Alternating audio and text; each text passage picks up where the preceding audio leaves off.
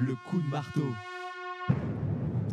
Et le coup de marteau de Jean-Louis Tremblay, ancien grand reporter au Figaro Magazine, chroniqueur Tocsin. Bonjour Jean-Louis Tremblay.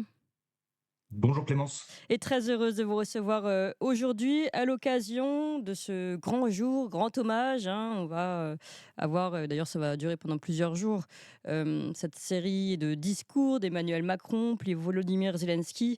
Tout ça en l'honneur normalement de l'histoire du débarquement des Américains, des GI, ce 6 juin 1944. Aujourd'hui justement, vous appuyez sur ce jour pour raconter une autre vérité, une autre qu'on n'a pas l'habitude d'entendre. Tout à fait Clémence. On parle beaucoup de mémoire en fait, tous ces guignols là qui vont aller sur la plage nous parler de mémoire toute la journée, et ça fait déjà des jours et ça va durer des jours. Sauf que cette mémoire, me semble-t-il, est plus que partielle, elle est partiale. Et je vais vous expliquer pourquoi. Aujourd'hui, je vais vous parler d'un épisode historique qui a été démontré. C'est factuel. Ce sont les bombardements dits stratégiques des Alliés sur la France entre 1940 et 1945.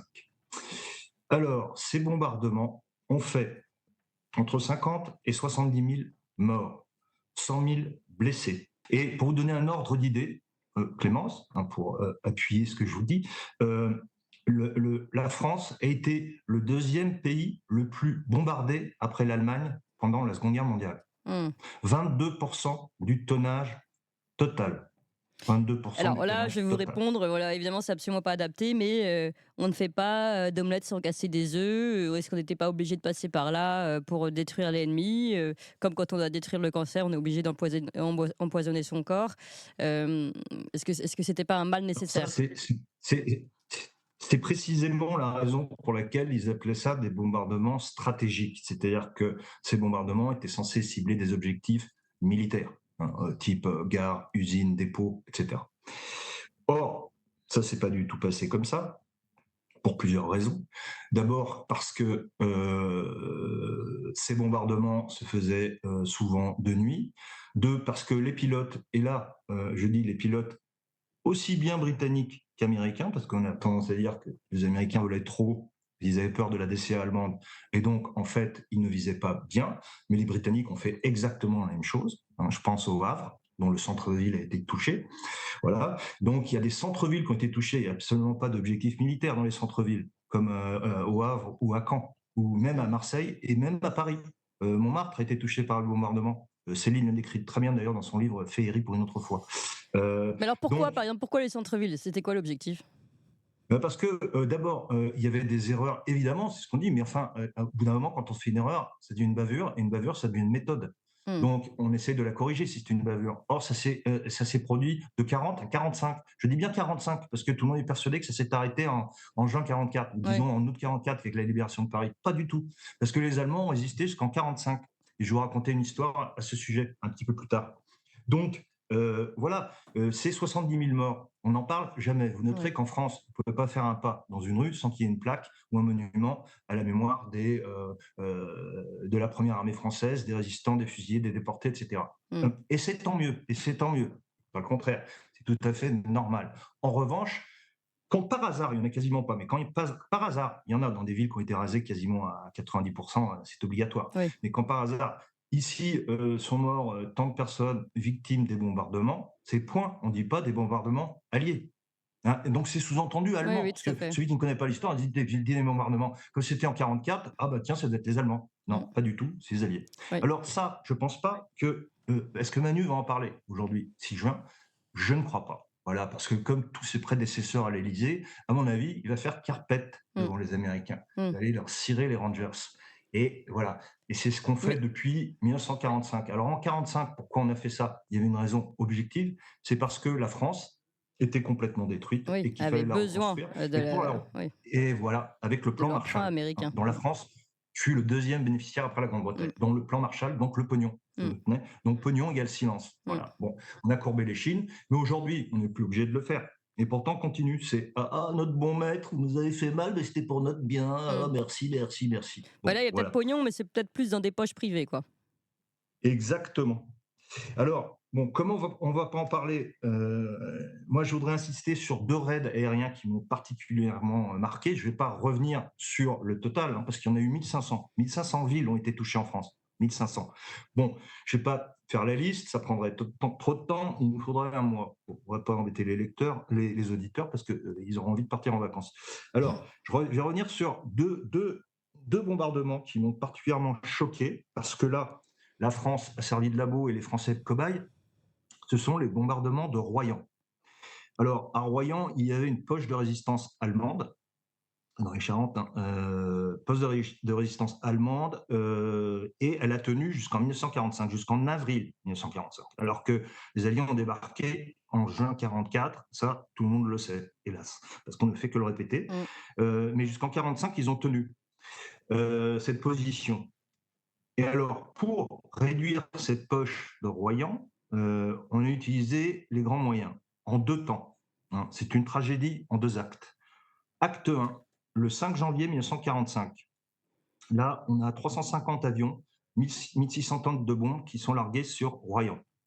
Bilan, 500 morts français, civils, Avion et allié. 1000 blessés français, civils, par les avions anglais. Là, c'était la Royal Air Force.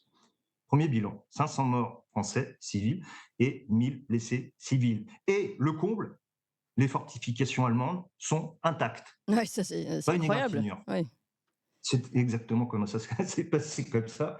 Donc, comme ça n'a pas suffi, le commandement allié n'était pas content, on a fait bis repetita. Alors, ils ont attendu un peu, c'était 3 mois plus tard. Ça s'est produit le 14 avril 1945. Là, on a mis le paquet, c'est du lourd, hein. Là, c'est plus 350 avions, c'est 1200 avions Mmh. de bombardiers. Et cette fois-ci, c'est plus les British, c'est les Ricains. Mmh. Donc, c'est l'US Air Force. Alors là, c'est la grosse armada, 1200 avions, 3200 tonnes, donc le double du mois de janvier. Et là, plus seulement des bombes incendiaires et explosives comme la première fois, parce que ce que j'ai pas dit, c'est que la première fois, en janvier, déjà, Royan a été complètement rasé, brûlé, cramé, hein, il ne restait rien. Mais alors là, ils refont la même chose, même bombe, 3200 tonnes, mais ils rajoutent, je dirais, une petite friandise supplémentaire, c'est le largage de 725 000 litres de napalm. Vous avez Ah bien oui. entendu, de napalm. Le napalm, à l'époque, c'est un produit nouveau, hein, Oui. inflammable, sous forme d'essence gélifiée, si vous voulez. Alors, la caractéristique, c'est ça. Ça s'accroche aux vêtements ou à l'épiderme et ça ne Ça s'arrête brûle. jamais Ouais. de brûler. Quelle Ouais. horreur. Regardez, je vais vous montrer, en fait, tu vois, au napalm, j'ai un petit peu de matos, là, je vais vous montrer à quoi ça va ressembler. Voilà, c'est ça, hein, vous êtes ça, avec la Mmh. napalm, sauf Mmh. que, ouais, l'allumette, là, moi je l'éteins. Le napalm, on l'éteint pas.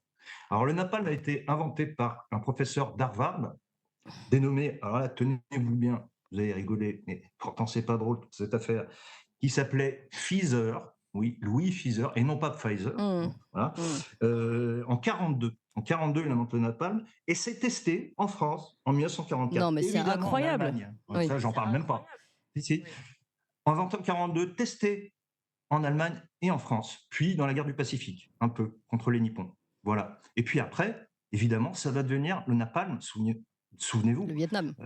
c'est le symbole de la guerre du Vietnam. Voilà. Mais tout le monde pense que le napalm, ça n'a servi qu'au Vietnam. Pas du tout. Ça a été testé en France, je tiens à le répéter, et à 2 reprises. À Royan, comme je viens de le dire, mais avant, en août 44, à Cézanne, au large de Saint-Malo.